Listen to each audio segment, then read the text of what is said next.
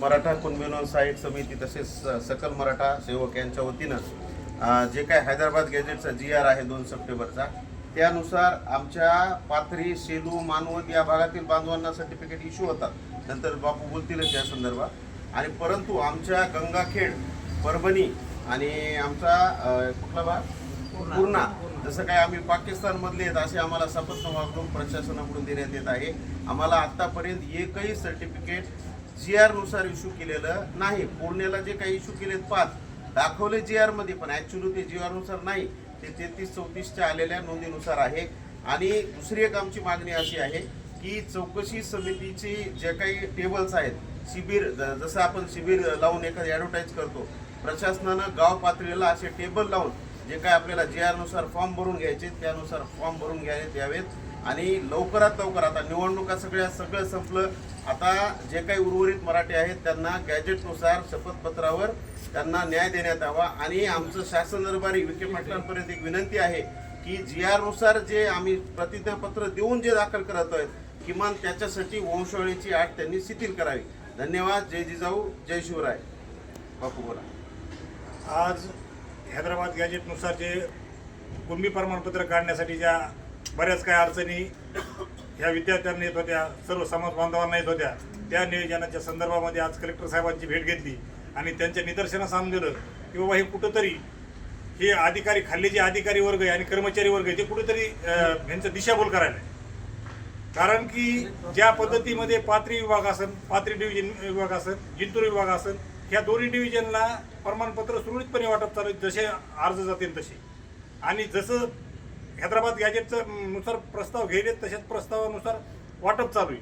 आणि परभणी विभाग असेल, गंगाखेड विभाग असेल, ह्या दोनच विभागामध्ये असं होईल की अटी अशा जाचक अटी करून ह्या अधिकाऱ्यांना ठेवल्यात की त्यांना कोणालाच मिळवू देणार. आता कलेक्टर साहेबांच्या सुद्धा निदर्शनास नव्हतं आतापर्यंत की नेमकं काय घडायले ते. कलेक्टर साहेबांना आम्हाला सगळ्यांनी चर्चा केली, आम्ही सगळे सोबत चर्चा करून कलेक्टर साहेबांना सांगितलं की नाही, ज्या पद्धतीमध्ये पाथरी डिव्हिजनला आणि जिंतूर डिव्हिजनला चालू आहे त्या पद्धतीत मी खाल्ल्या कर्मचाऱ्याला, अधिकाऱ्याला सूचना देतो.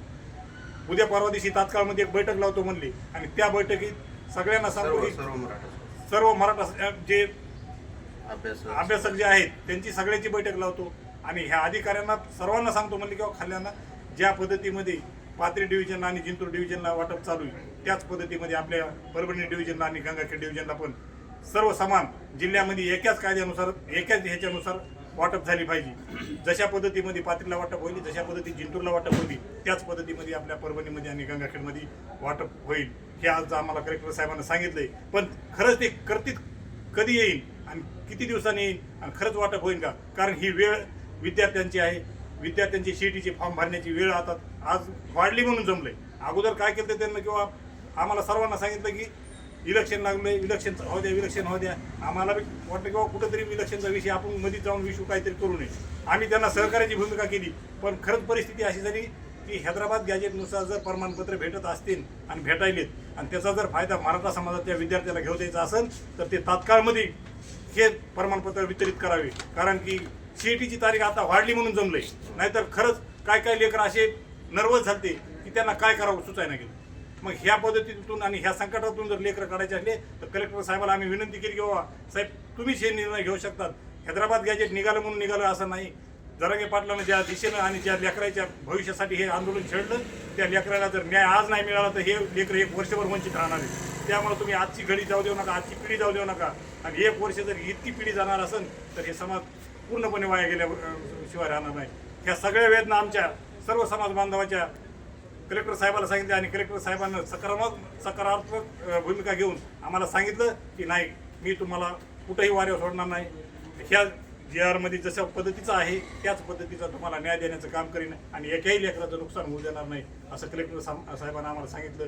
एवढा निरोप घेऊन आज आम्ही तिथून कलेक्टर साहेबापासून आलो आणि लवकरात लवकर सर्वांना अशा आदेशित केल्या जाईल की हैदराबाद गॅजेटनुसार जसं पाथरी आणि जिंतूरला प्रमाणपत्र वाटप चालू आहे त्याच पद्धतीमध्ये सगळ्याला वाटप होतील.